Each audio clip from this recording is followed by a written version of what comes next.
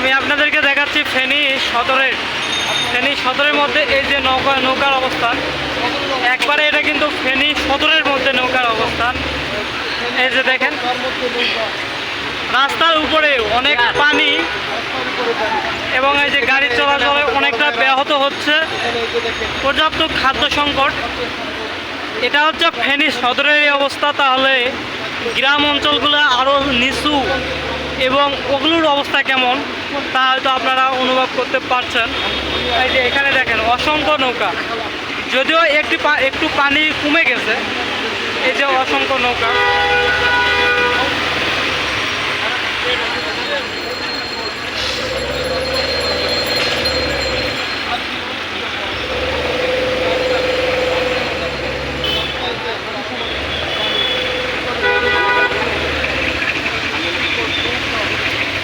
এই যে দেখেন অসংখ্য নৌকা, এটা হচ্ছে সদরের মধ্যে এরকম অসংখ্য নৌকা।